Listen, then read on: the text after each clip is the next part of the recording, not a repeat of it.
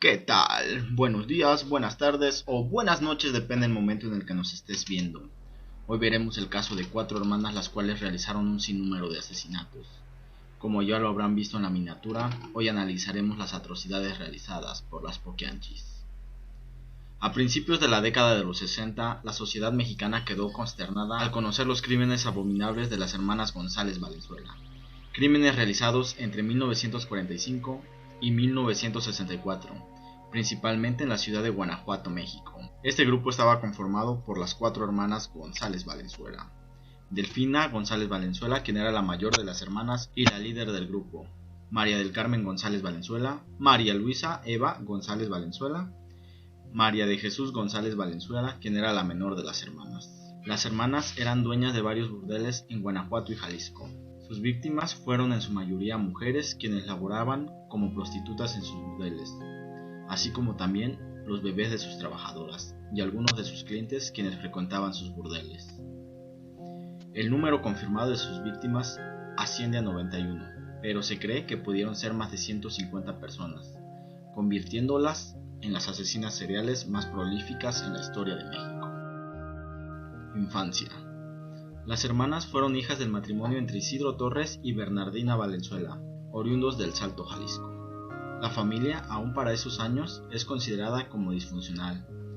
Su padre trabajó para el gobierno porfirista con el cargo de alguacil y se mantuvo en el puesto aún después de la Revolución Mexicana, siendo él un hombre violento, prepotente y autoritario, que con mucha frecuencia golpeaba a su esposa e hijas. Se sabe que desde pequeñas él obligaba a sus hijas a ver cómo ejecutaba a los presos.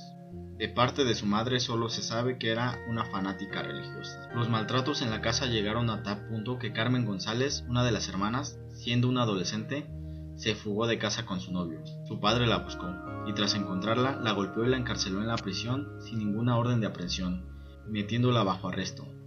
Ese mismo día que Isidro Torres encarcela a su hija, se convierte en prófugo de la justicia al asesinar a un presunto delincuente, de nombre Félix Ornelas, quien era un hacendado sospechoso de varios delitos, dejando a su hija encarcelada por 14 meses. Carmen salió de prisión gracias a un hombre de 50 años, dueño de una tienda de abarrotes, con quien había entablado una relación amorosa y fruto de esta tuvieron un hijo. A raíz de la huida del padre, la familia Torres Valenzuela se vio en la necesidad de cambiar su apellido por el de González, para evitar represalias y poder huir del pueblo. El padre de las hermanas vivió como fugitivo toda su vida. Incursión en el negocio. Para 1935 la familia González Valenzuela vivía en estado de pobreza extrema. Las hermanas habían conseguido empleo en una fábrica textil, pero sus salarios apenas les alcanzaban para subsistir.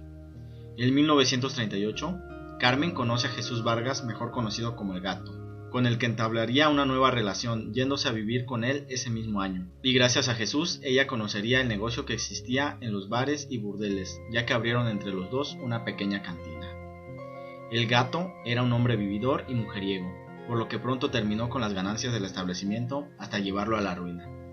Después de esto, Carmen lo abandonó y regresó a vivir con su familia. Para ese momento los padres de las hermanas González ya habían muerto y con el dinero que el gobierno le había dado a la familia por el servicio que el padre había prestado al Estado, Delfina González, la mayor de las hermanas, abrió su propio burdel en el Salto, Jalisco. Aunque para ese momento la prostitución era ilegal, la vigilancia para combatir esta práctica era muy pobre. Guadalajara de noche. En 1954, Delfina muda el establecimiento a Lagos de Morelos en Jalisco.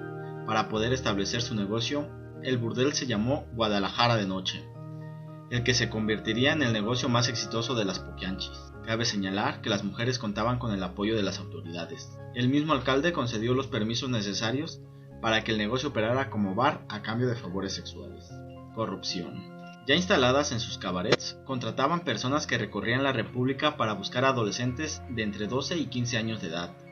Uno era Francisco Camarena García, el chofer que se encargaba de transportar a las jovencitas reclutadas, junto con Enrique Rodríguez Ramírez, quien por medio del engaño y la extorsión las llevaban a sus negocios, donde una vez que entraban eran mantenidas en cautiverio para prostituirlas. También tenían otros ayudantes, entre ellos destacan Hermenegildo Zúñiga, ex capitán del ejército, conocido como el Águila Negra, quien servía como su guardaespaldas y cuidador del burdel, José Facio Santos, velador y cuidador del rancho, y Salvador Estrada Bocanegra, el verdugo. quien golpeaba a las prostitutas que protestaban por algo, y cuando alguna amenazaba con marcharse o denunciar los maltratos a los que eran sometidas, él se encargaba de asesinarla y enterrarla. Cabe resaltar que policías y militares utilizaban los servicios de las niñas esclavas, todo gratis a cambio de protección para el burdel. María Auxiliadora Gómez, Lucía Martínez del Campo, Guadalupe Moreno Quirós, Ramona Gutiérrez Torres, Adela Mancilla Alcalá y Esther Muñoz, la Picochulo, eran prostitutas que se convirtieron en vigilantes y castigadoras a cambio de que las poquianchis respetaran sus vidas. Crímenes. Delfina, siendo la líder del grupo, desarrolló un método de secuestro que dejaba grandes ganancias. Acudían a rancherías y pueblos cercanos donde buscaban a las niñas más bonitas, no importaba si tenían 12, 13 o 14 años de edad. Llevaban cómplices masculinos, los cuales si veían que las niñas estaban solas, simplemente las secuestraban.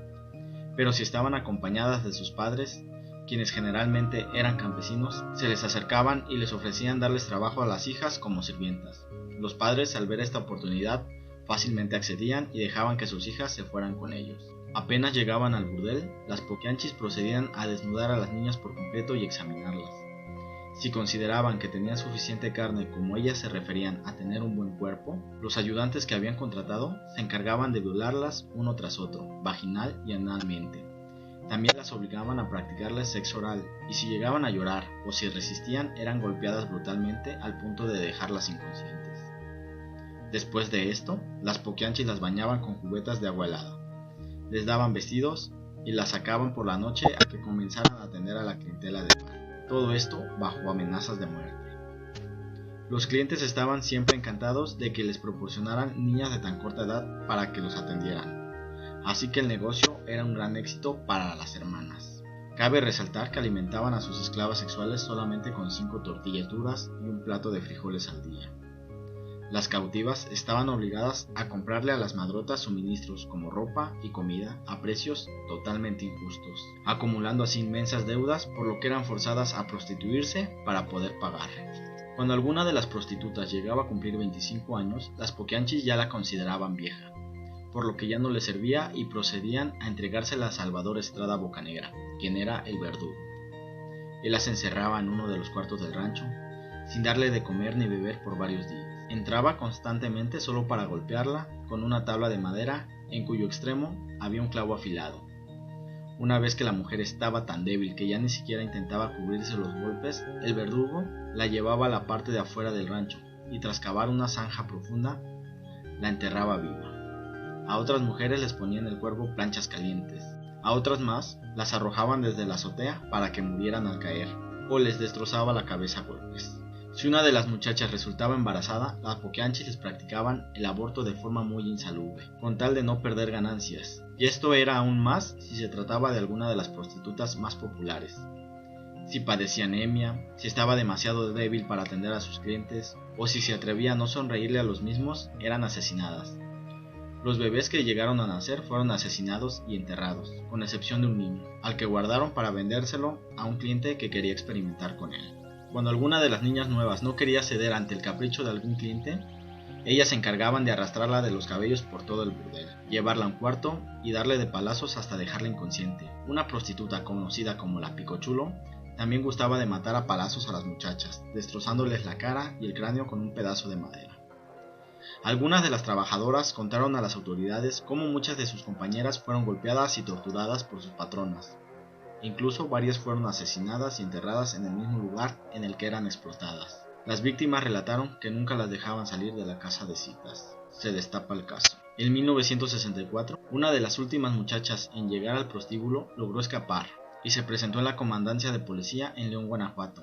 Cabe resaltar que las poquianchis fueron detenidas debido a que los oficiales que las protegían habían sido removidos de sus cargos por el cambio de gobierno. Así que cuando la mujer que logró escapar llegó a acusarlas, ya no había nadie que ocultara el caso. Y al ir a investigar, las autoridades descubrieron a 17 mujeres y niños sucios, golpeados y desnutridos, además del cementerio clandestino del que recuperaron más de 90 cuerpos. Las autoridades giraron una orden de aprehensión y se dirigieron a San Francisco del Rincón. Ahí detuvieron a Delfina y a María de Jesús. María Luisa logró escapar. El caso fue ampliamente difundido por la revista Alarma, pero algunas mujeres rescatadas dieron testimonio de los hechos. Mitos sobre el caso. Entre los mitos creados en torno a este caso, la prensa amarillista creó el de los ritos satánicos. Se afirmó que en 1963 las Poquianchis incursionaron en el satanismo. Según esto, alguien les dijo que si ofrecían sacrificios al diablo, ganarían más dinero y tendrían protección. Desde ese momento, cada vez que llegaban nuevas niñas reclutadas, eran iniciadas en un extraño ritual. Las hermanas encendían veladoras formando una estrella de 5 puntas. Luego llevaban un gallo el cual era sacrificado. Entonces Delfina y sus hermanas se desnudaban para untarse la sangre del animal. Desnudaban también a las niñas nuevas, quienes eran violadas y sodomizadas por los cuidadores, mientras las Poquianchis contemplaban la escena y se reían. Después sus ayudantes llevaban a la habitación un macho cabrío o un perro, y obligaban a las niñas a realizar un acto zoofílico. Por último, los hombres llamaban a las demás niñas para empezar una orgía, en la cual las Poquianchis también participaban. Otro mito es que le quitaban la carne a los cadáveres de las prostitutas que iban asesinando, para venderla por kilos en el mercado. En las entrevistas que María de Jesús, una de las hermanas Poquianchis, tuvo con Elisa Robledo, una periodista, ella detalla todos los crímenes que sus hermanas junto con ella realizaron, pero también deja muy en claro que no practicaban rituales satánicos. Condena. Luego de varios meses que duró el juicio, que consistió en careos e interrogatorios, finalmente Delfina, María de Jesús y María Luisa González Valenzuela fueron acusadas de lenocinio, tráfico de personas, crimen organizado, inhumación ilegal de restos humanos, aborto, corrupción de menores, privación ilegal de la libertad, soborno y secuestro. Recibieron la pena máxima para ese entonces de 40 años. Sin embargo, 2 de ellas murieron tras las rejas antes de terminar su condena. Delfina, conocida como la Poquianchis Mayor, falleció a los 56 años en la cárcel. María Luisa, apodada Eva la Piernuda, perdió la vida en su celda de la cárcel municipal de Irapuato en noviembre de 1984, después de ser consumida por un cáncer hepático. Y María de Jesús fue la única que falleció estando en libertad. Pues hasta aquí el caso, espero que les haya gustado y nos vemos la próxima. Bye bye.